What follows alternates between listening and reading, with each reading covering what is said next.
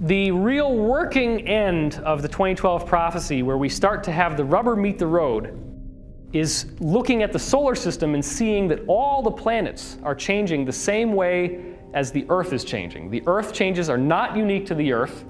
They are a universal phenomenon throughout the solar system. When we start to look behind the veil, the hidden reality that we have, and we start seeing a deeper truth of ourselves and a deeper truth of what it means to be human on this planet, we come into contact with a body of information that has been kept secret for thousands and thousands of years. And the reason why is that with this information comes the potential for what is called apotheosis. Apotheosis means human becomes God. The people who are in power believe themselves to be gods. They have inherited an ancient tradition which encourages the practice of developing your own spiritual and intuitive faculty to a much, much greater level than most people ever do. And they have a variety of practices, very distinct practices, which are engineered to awaken your psychic center. In my previous video, which most of you have seen, 2012 Enigma, I show you visual evidence of the pineal gland symbolism in the pine cone. And I show you that symbolism all over the world, in all different traditions, Babylonian traditions, even in the Vatican. The largest statue in the square, which is called the Court of the Pine Cone, it's huge. It dwarfs the size of a human being. Why would you put a pine cone on a big statue? Why did Jesus say in the Bible, "If thine eye be single, then thy body will be full of light"? If your eye is single, what does he mean by that? Does that mean that if somebody pokes your eye out that you're going to suddenly start glowing? No. Now, there is a whole religious conspiracy going on that says that Jesus never existed, that it was all a bunch of extrapolations based on various historical figures, then consolidated into what we now call the New Testament. And I would propose that it is impossible for such an outrageously enduring legend that so many people followed with such passion to have been concocted by some sort of mishmash of lesser spiritual figures who were all consolidated together. I do believe that these events happened. I do believe they've also been greatly misunderstood.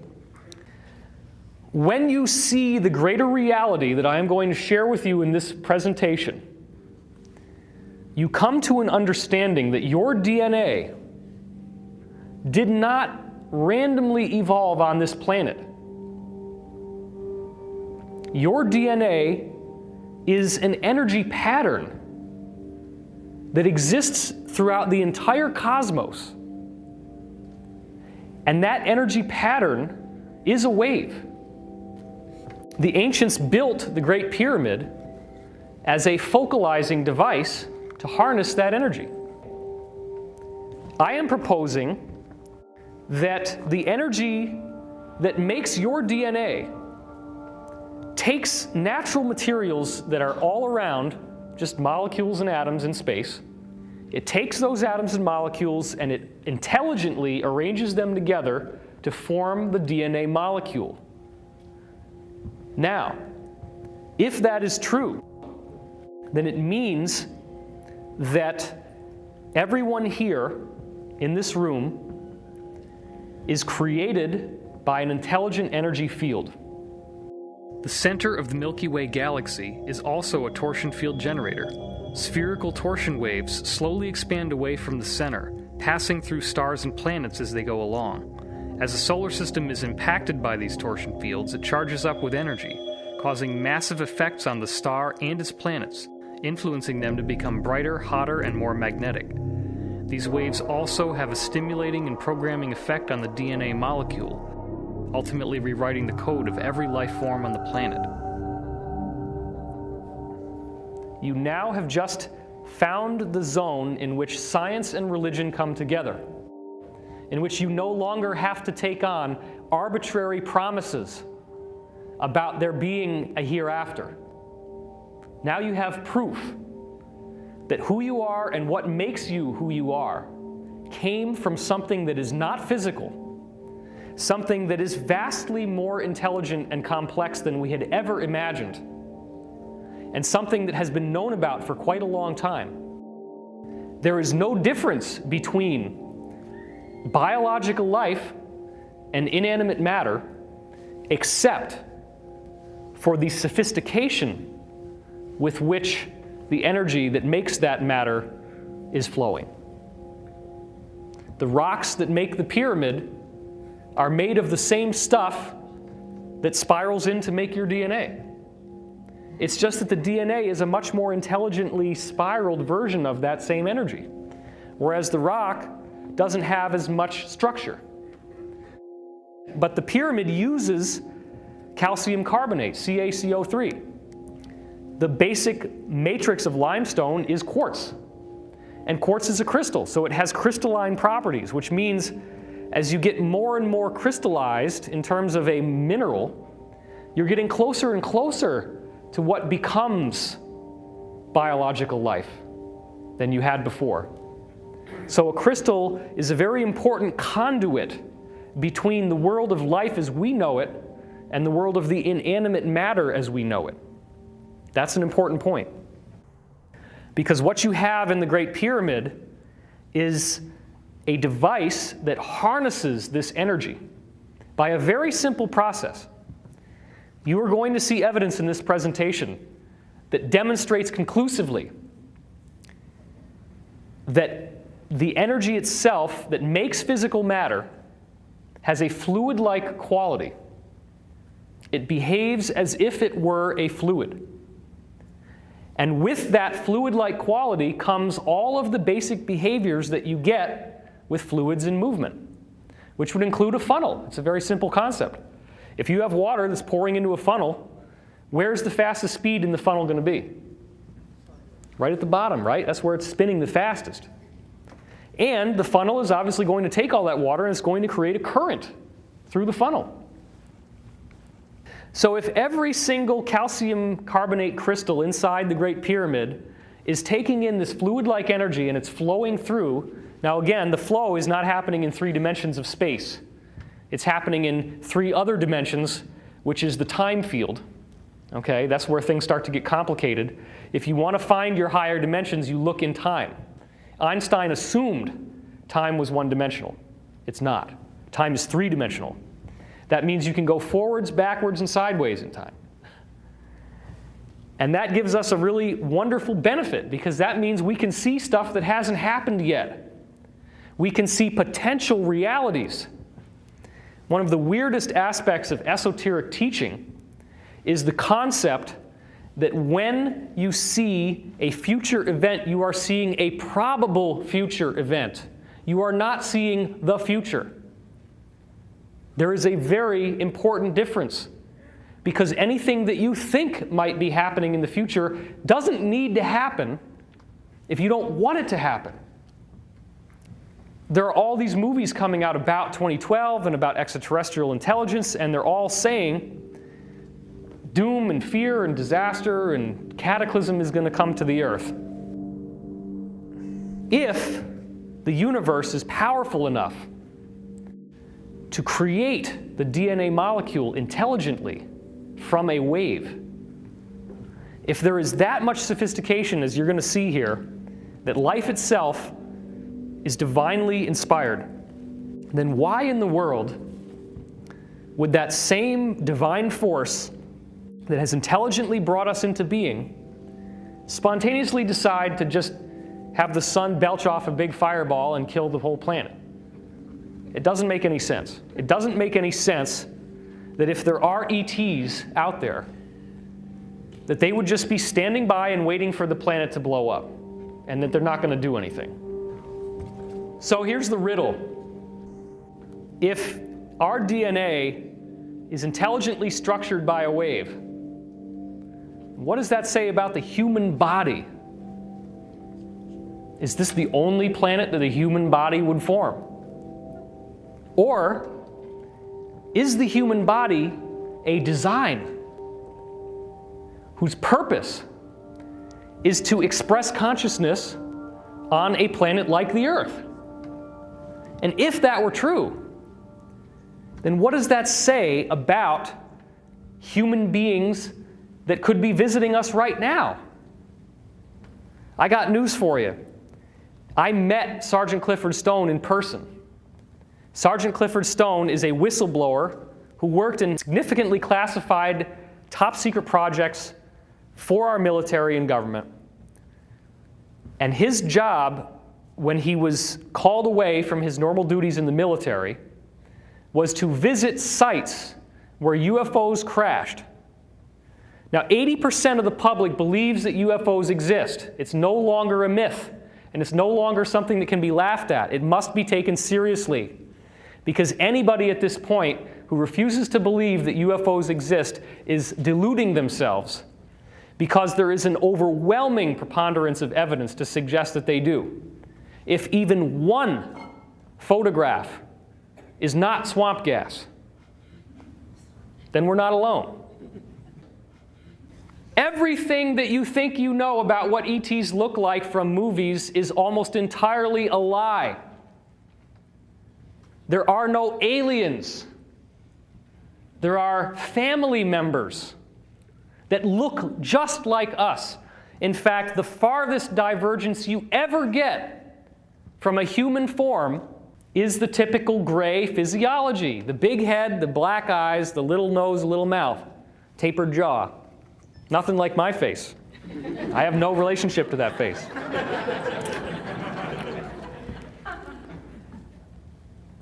Most people are still wrestling with the question of whether these saucers even exist.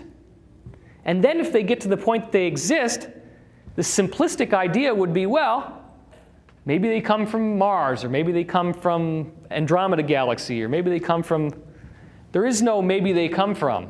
That implies one place. What I'm saying is that we have a whole galaxy full of human life that naturally evolves on planets wherever possible. In fact, in the Law of One material that I so often discuss, it says there are 67 million planets with humans like us at this dimensional frequency just in this galaxy. 67 million. How in the world do you tell the public that we are surrounded by human civilizations, most of whom who have ever been able to get to us have technology vastly superior to what we have? Anti-gravity, no problem. Limitless free energy that is clean and doesn't burn anything and doesn't pollute the atmosphere, no problem. It exists everywhere. Our guys in the inside government have had this for at least 50 years. And there is a convergence of discoveries that came from men like Nikola Tesla and John Keely and Townsend Brown that then dovetailed with crashed wreckage from extraterrestrial spacecraft. So look, things are not going to stay the way they are very much longer. The year 2012, if nothing else, represents a bifurcation point, a split between the way that things have been and the way that things are going to be. And if you don't think that there are other humans out there who are willing and able to welcome us into their community, then you're not paying attention. Star Trek apparently was channeled to Gene Roddenberry through a group that he was working with that had started in the 1950s and is part of what we're going to be getting to at the end of this talk. The Star Trek information is very accurate to what actually is known, which is that they do follow a so-called prime directive, and they will not interfere with a given planet's history until that planet is ready. So last year, there was the big hoopla about October 14th, right? Everybody said a 5-mile wide UFO is going to appear in the sky and is going to hover there for 3 days. Well, first of all, a 5-mile wide UFO would completely kill all the grass over the people who it was hovering from, not to mention it would be so terrifying and the average person wouldn't know anything about it. And if any ETs were to channel that through one person, then that person basically has become a messianic figure. And they don't ever want to give somebody that much leverage. Because what they found in the 1950s was that if they did speak through certain human individuals, here on earth, that their egos would get inflated because now they felt special, they felt different, they felt like they were the anointed teacher. And so we're not allowed to have any one leader. There is not going to be a second coming of Christ. However, the Casey readings, one of many sources we're going to be discussing, are adamant in saying that the second coming of Christ is you. It's all of us. It is the awakening of the Christ principle in humanity. And I'm not trying to force Christianity down your throat. In fact, I'm going to give you some very important information here. Every single ancient tradition in history has documented records of angels and gods. The angels look like human beings, but they glow, they can levitate, they can read your mind, they can teleport from one place to another, they can manifest objects out of thin air, they can create manna from heaven. They have abilities that we would consider to be godlike. And every culture has these human extraterrestrials in their heritage. All religions are the truth. All religions are the truth. All religions have everything you need to follow the way of God, if that's what you want to call it. It doesn't have to be, my God is the only God. My God is the only right God. All it means is that you have a particular culture in a particular place in a particular time, and that culture had an enlightened teacher who took the knowledge of the universe and brought it through in his own personal or her own personal way. Because in fact, in ancient Greece, the prophets were not men, they were women. Every woman who was a prophet was named Sibyl. And the most famous Sibyl was the Sibyl of Cumae, spelled C-U-M-A-E.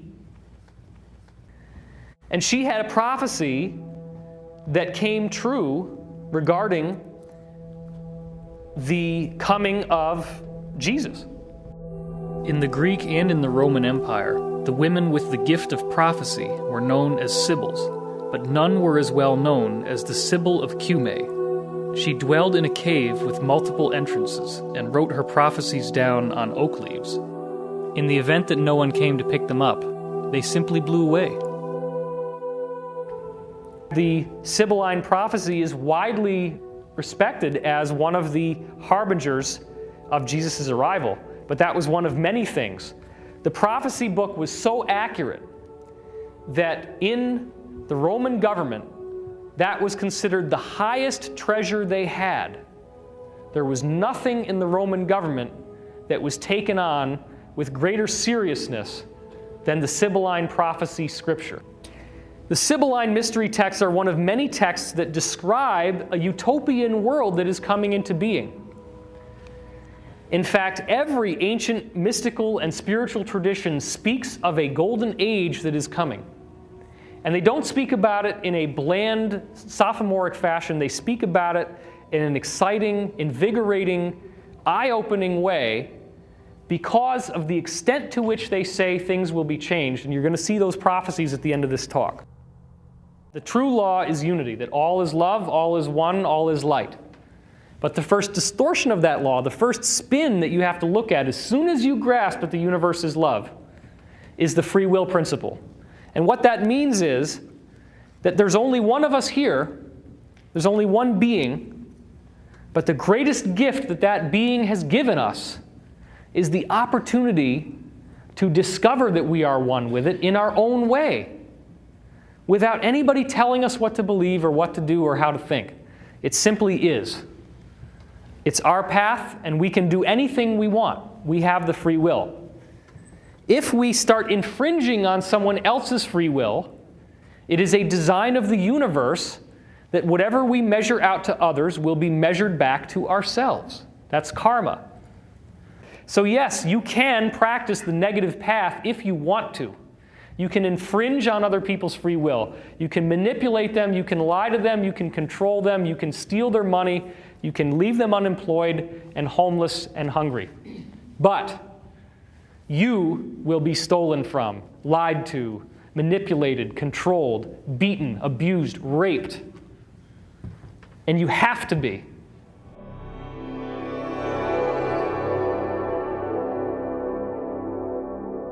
The Mayan calendar is the primary vessel through which we have speculation that the year 2012 might be different than other years. That's the primary vessel that we have. But what I'm about to show you to open up the talk is that the Great Pyramid of Egypt actually has a timeline in it, and that timeline has 2012 as the most important year. Obviously, here's the Great Pyramid. You can see that there are passages inside, and that these passages are much more complex than what's inside all the other pyramids. The outside of the pyramid has a hollowed-in surface, which is very interesting because it could potentially bounce lasers off of it from space. Originally, the pyramid was covered in white limestone casing stones, which were so smoothly polished that it looked like it was pure marble sculpture. Reflective marble with a perfectly flat face. This was not an object built by human beings on this planet with the technology that they had available at the time. Not at all. When the Great Pyramid of Giza was first built, it was covered with white limestone that was so highly polished it would shine like a mirror in the daytime. Over thousands of years, the pyramid degraded. The casing stones were dislodged by earthquakes and were eventually hauled off to build mosques in Cairo. The pyramid we know today has a flat top, which makes it a six-sided object.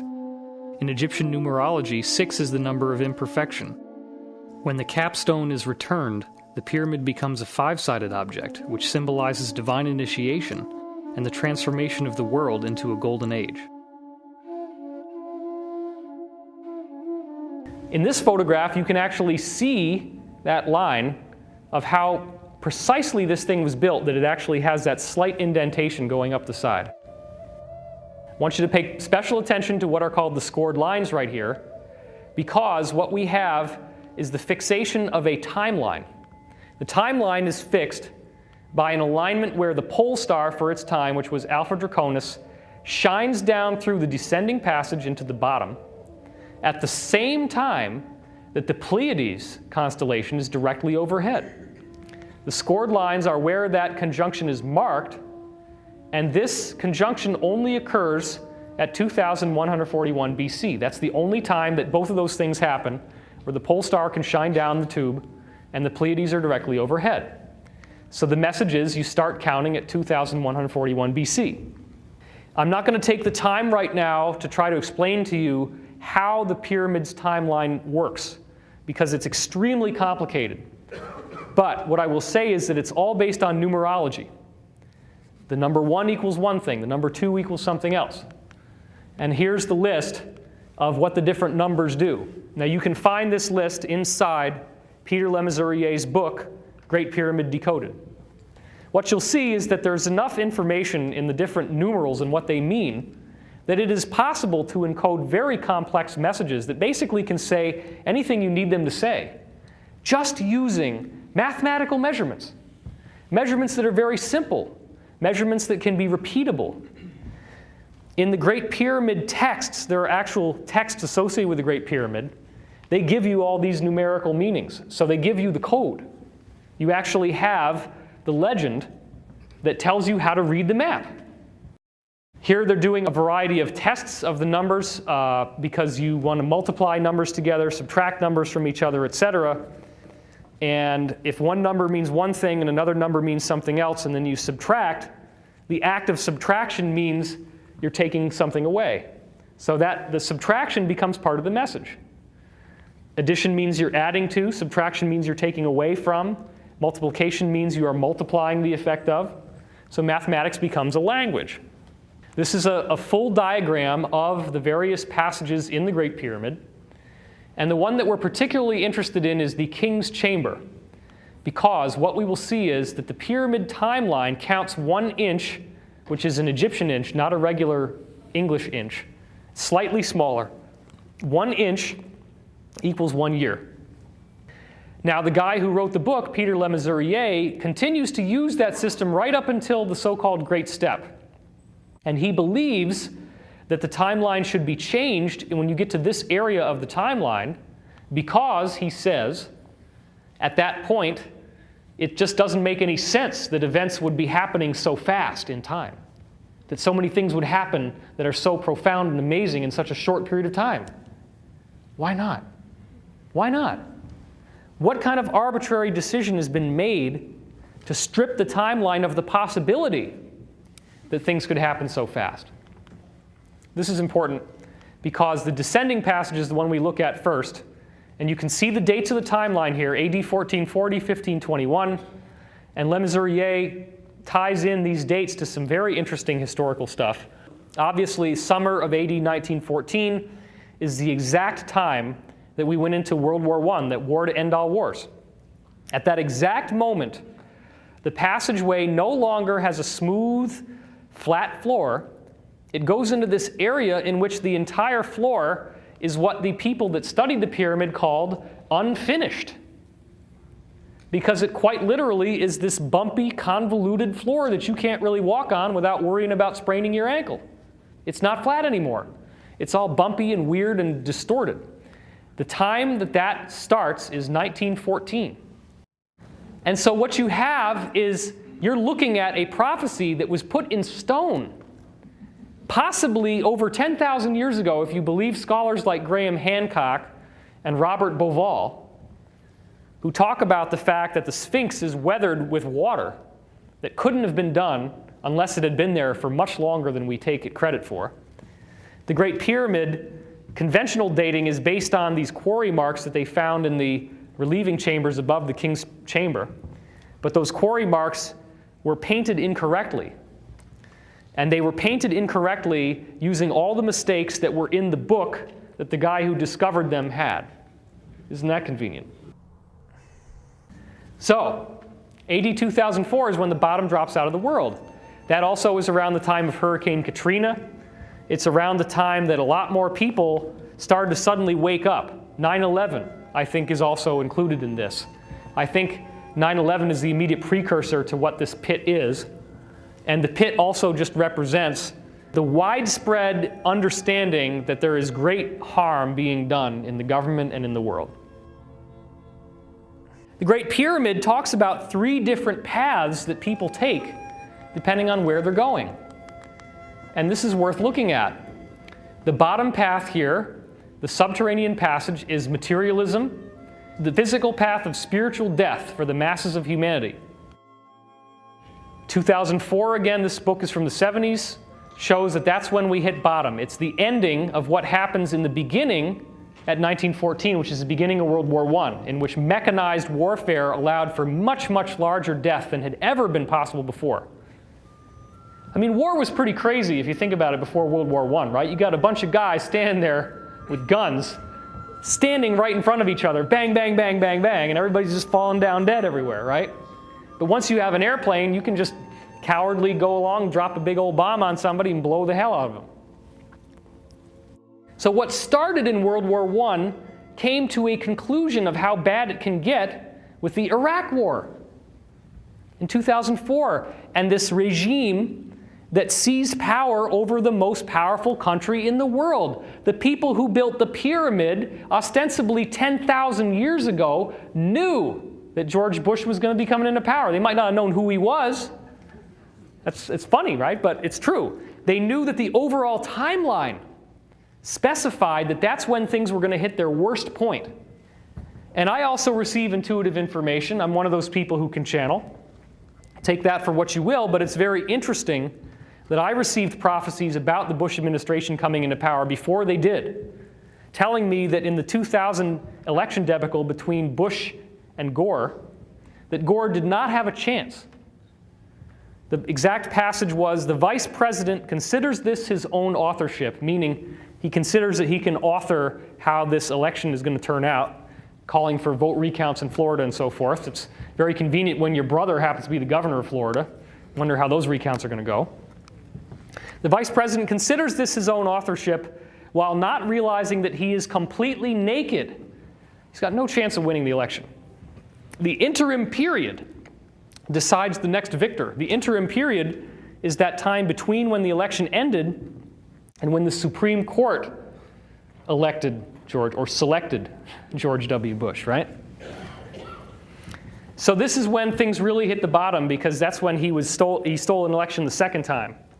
But you have a middle path here. If you go up the timeline, you have the physical rebirth for semi-enlightened people, the karmic evolution towards spiritual initiation. So this is the secondary path. The biggest path, the top path, when you go up to the king's chamber, you are now in the path of ascension. You're in the path of the messianic initiative in which you become the fulfillment of the Christ promise and you achieve spiritual escape from materiality, from being human and physical. Now, one of the interesting things the pyramid did is it put these stones in the way, and there are actually other stones that were in this part that were taken out that were made out of limestone, but these are granite and they're much more solid. And there was a hidden lintel there, which meant that you couldn't even see that these were there. It just looked like the passage only went down. And it wasn't until that lintel fell off while they were setting off explosives in the pyramid to blow the hole into this, that they heard something fall, and that's when they realized there was something else. And they bored a hole through and found this. Because actually this entrance is not in the center of the pyramid. It's 286.1 inches off from the center, and that has a symbolism of the reincarnation of the spiritual messianic role. This whole pyramid is basically designed to tell you that this messianic figure is coming back, which is us. We're all the messianic figure. So the granite plug shows us that we cannot go up this path. Everybody on earth is going to have to go through the path of the dead. And that's why the pyramid is a tomb, because it symbolizes that we are going through that death. So you have to go into the subterranean chamber. You have to hit the pit, or at least see that it's there and not fall into it, before you turn around. This is in your own personal life, the metaphor is. And you have to start crawling back up the subterranean passage, and you get to this point where you can bore a hole through the wall, and then you have this very interesting passageway that's called the forced passage. And what that represents is that you literally have to bore your way through to get up to this point where you can either go into the queen's chamber, which is the path of organized religion, or the king's chamber, which is the path of true spiritual mastery. So this represents how you dig yourself out of trouble. The well shaft or grotto is the stopover point where you actually get to relax a little bit. And many of us have had to go through that. Another interesting thing you see here is that the year 1945 is very interestingly flagged by this structure, which looks very much like there's some sort of altar associated with it. Now, this is what it looks like from the side. It's actually very stretched out inside the chamber. The chamber has a long length going towards the back wall here. It's actually not so tight as you see here. But 1945 is right in the middle of this little statue arrangement. That's the end of World War II. It's a nice little break. You see that there's two equal pillars here, sort of like World War I and World War II. And that's kind of what it means.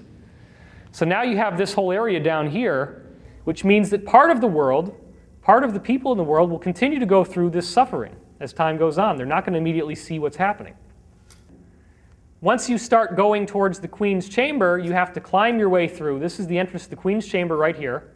If you want to go up into the King's chamber, you have to actually climb up these holes in the side, as you can see here. And this is the lifelike size of it. Now this is the Grand Gallery, as it's called. You're climbing up, and then this is the great step up here. And here's a diagram of them life-size going up. And the point that we're concerned with is right here. This represents, there's three little spots, as you can see from the side here, the grooves. But only one of them actually holds a piece of stone in it.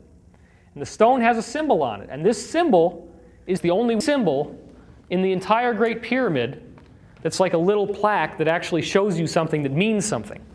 Okay? That's the only one. Other than this, which looks suspiciously similar to a pregnant woman's stomach. And that is not an accident. That's what it's meant to look like. It's meant to look like the earth giving birth. This is symbolic of the rainbow or the new sunrise. Guess what year in the timeline this is? 2012. The most important date encoded in symbol in the Great Pyramid, if you count 1 inch equals 1 year, is 2012. And it is encoded in this symbol, which represents the dawning of a new age, the sunrise, the rainbow, the fulfillment of the promise, because the rainbow is the bursting forth of color and light and love and majesty to the world that it had not been in before. The stone symbolizes trials that we have to go through, energetic walls that we have to pass through along the way.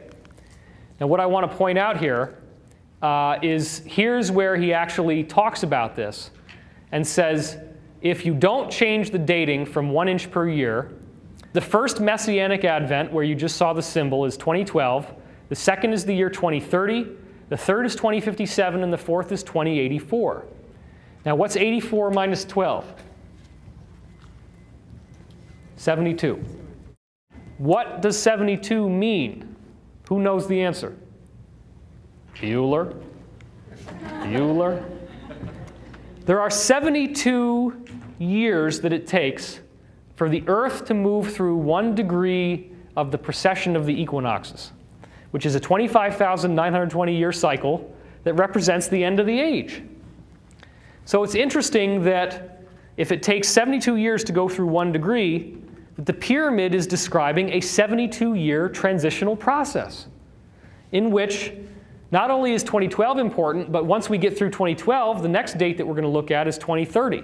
And then we're going to look at 2057. So we're only going to have to wait another, 18 years after 2012 before we get to 2030. That's pretty cool. 2012 is predicted as the year in which whatever the second coming of Christ is supposed to be will happen. Now, isn't it interesting that if you take the Pyramid of the Sun in Teotihuacan and you take the Great Pyramid, that the square footage, the actual perimeter of the pyramid is exactly the same? The Pyramid of the Sun in Mexico, the Great Pyramid in Egypt. You have the Atlantic Ocean separating these cultures, which most people would say are completely different. But they both build pyramids. And they both have a calendar. The Egyptian calendar happens to be a lot more complex to understand because it's this whole timeline thing in a big pyramid. But they both have a calendar that flags the year 2012. Now, do you honestly think that that means we can just blow this thing off and it doesn't mean anything? Now we have the proof that both cultures on both sides of the Atlantic say that 2012 is going to be something spectacular. The people who built the Great Pyramid intended to give us a message.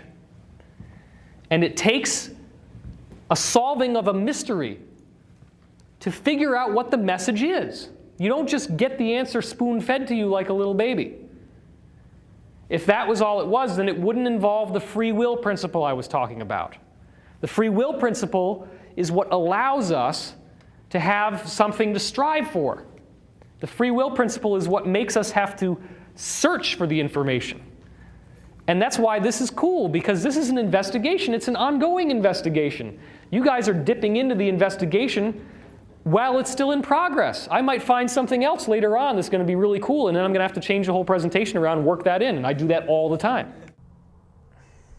The interesting aspect of how I fit in, for those of you who haven't seen this before, is that there is a remarkable similarity between myself and the historical figure Edgar Cayce, who was a 20th century mystic and psychic, who could be given someone's name and address, and through nothing else but that information, he was able to give their medical problems and a treatment without knowing anything about them. All he knows is their name and address, and they sit down in their house, thousands of miles away, potentially.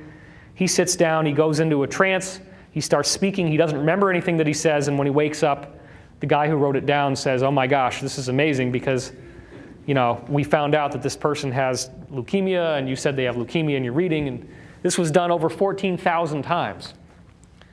So what you see here is a comparison between Cayce's astrology on the inside and my astrology on the outside.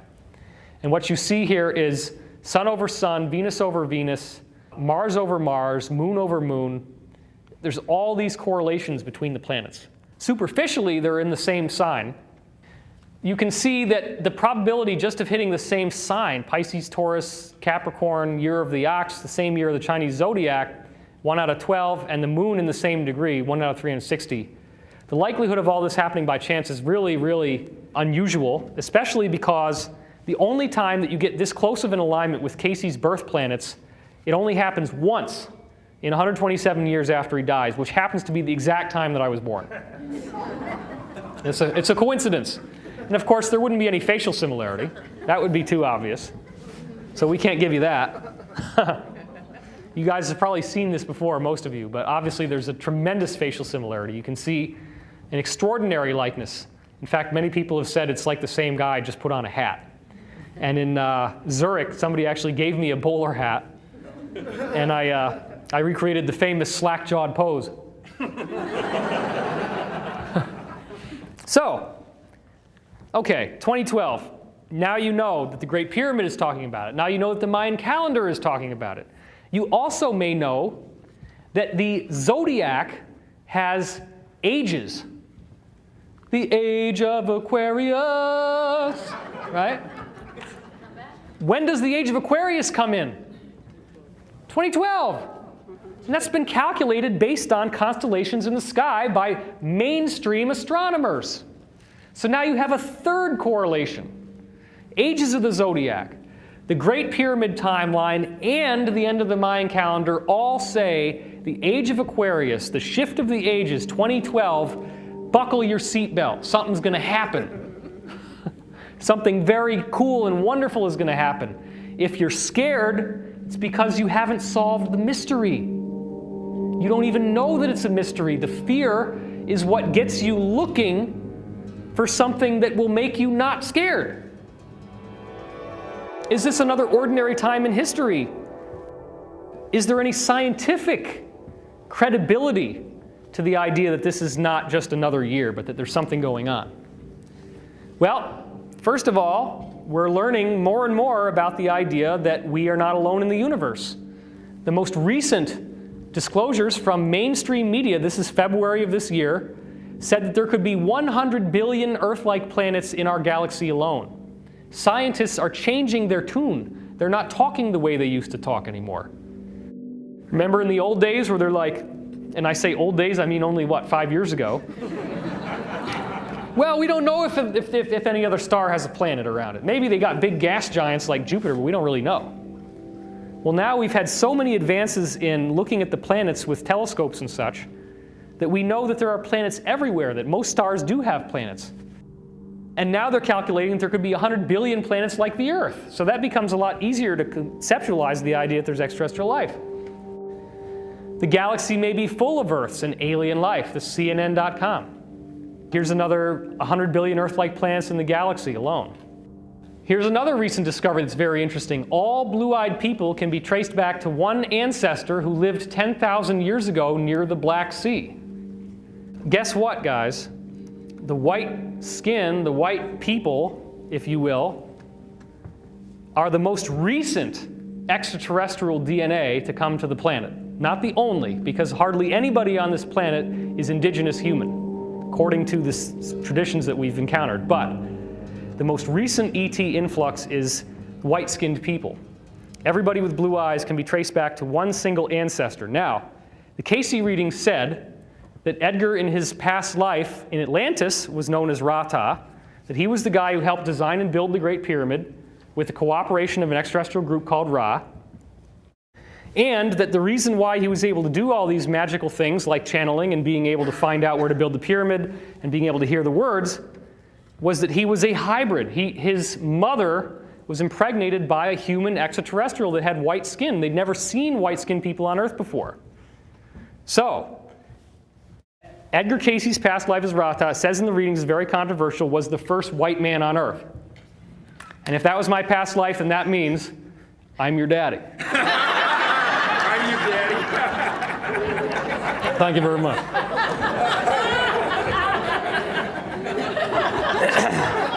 You have to be able to laugh at yourself. I mean, it's ludicrous for me to say that I was somebody else, and I don't. All I know is that there's a facial similarity. You can't deny that, okay? You can't deny that. You can't deny that there's an astrological similarity. Those are facts. You can't deny that I also have done readings like he did, and you can't deny that I put readings online that predicted events that happened in the future that actually came true, okay? And the Casey readings did predict that he would come back, and they said that he would be more like Ra-Ta than he was like Edgar. And Ra-Ta created a hall of records in which all the knowledge of Atlantis was put together for future races to use, for future people on Earth to use. The hall of records is accessed telepathically. And so what I've been doing is basically downloading the information from the hall of records that I knew back then and putting it together, and that's why we have information that's unlike anything else that you've seen, because it's all remembering. So the most powerful people in the world took the teachings that Edgar's past life as Rata helped to create and contorted it into a negative purpose. And so not only am I the daddy of all the white people, I'm also the father of the Illuminati. Yeah, that's really nice. Thanks for that, karma. The Illuminati have a tradition about a great prophet who they said was killed for his beliefs, and that he's the founder of all their spiritual teaching, and that legend that they teach in the very high levels of the Illuminati is identical to the Rata story. Okay? And they apparently inherited a prophecy that said that he was going to come back and help usher in a golden age, which they call the New World Order. Novus Ordo Seclorum, it's on the bottom. And that what they did is they inherited a positive prophecy about one of what the Casey reading said would be a team of liberators who would help change the planet. A team, not one person. All this stuff about one guy coming in and doing all this stuff is not true. The Great Pyramid speaks of Jesus coming in and speaks of him in very positive terms, but it also says this is a universal event for humanity's entire history. So it's not just about one religion, it's about something that benefits everyone. This time that we're in is a time of change, and it's a time in which we all get to experience that change together. We're all in this together, and each one of you are one of those liberators. If you're watching this video on the internet, or if you're in this room with me right now actually seeing this live, you are one of those people who has been charged with a responsibility to share what you know with the people. And yes, just like has happened to me, somebody is going to call you the Antichrist. It happened to you, apparently. Somebody is going to call you a Messiah. And that's not true either, because we're all here together to work on this stuff. There is no one savior figure, per se. Can I get an amen on that? All right.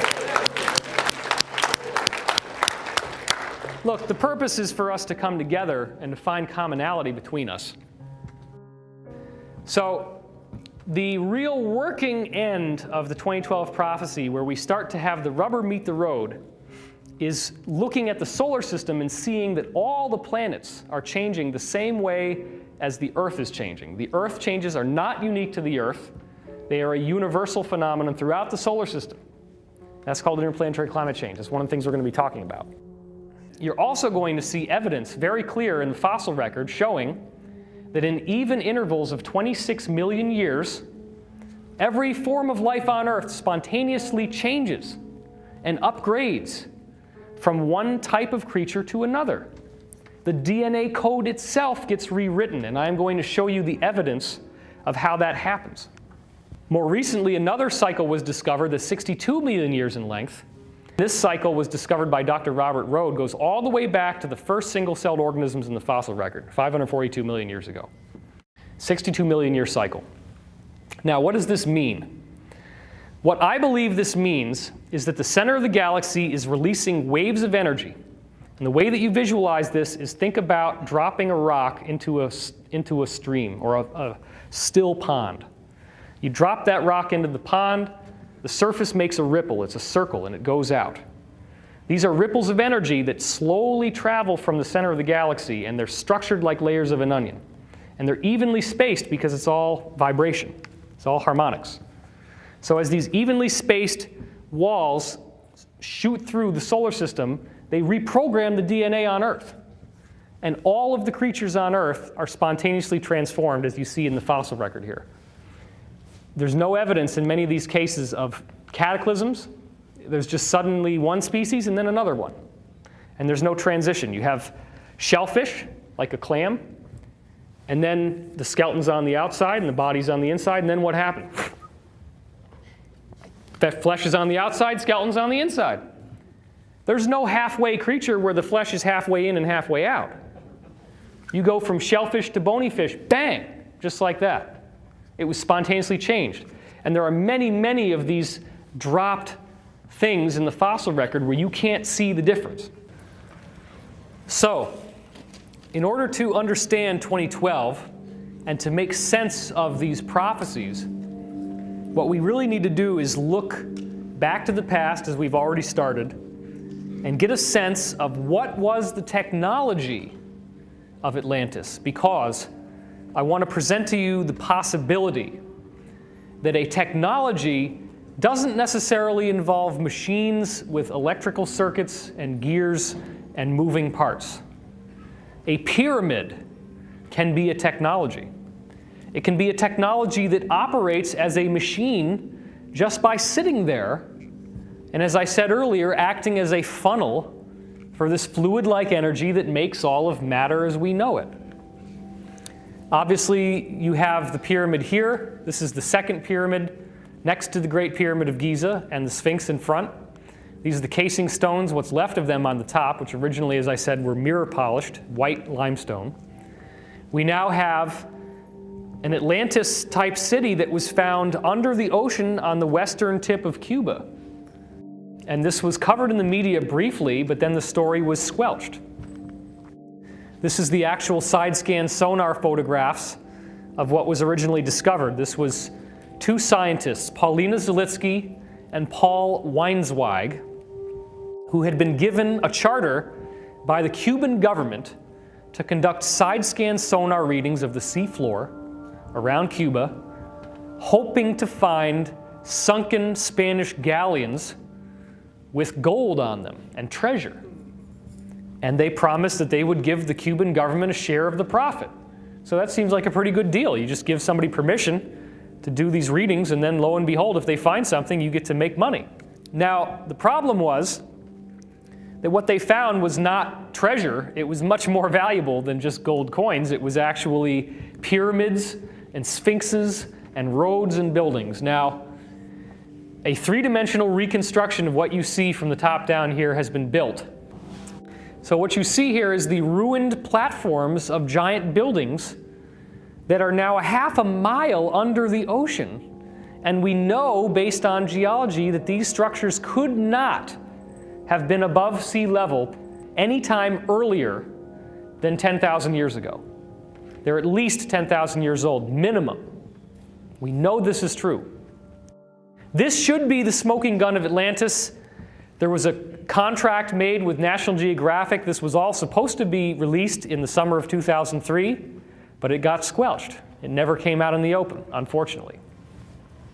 Here's Paulina Zalitsky in front of inscriptions that she found in the caves in Cuba that are very, very similar to what she saw in the Atlantean ruins that she was looking at with a submersible submarine that has a little camera in it. She actually saw inscriptions just like this. Now, these are the descriptions of those energy fields in the solar system. Remember I was telling you the galaxy gives off these rippling waves of energy and they come through the solar system? Well, the Atlanteans knew about that and they were drawing it. And so what you see is planets here with their ripples on it, and then that's the sun. Or that could be the galaxy. We're not really sure. She also found these inscriptions in the caves of Cuba, which would have just been the highland mountains of Atlantis.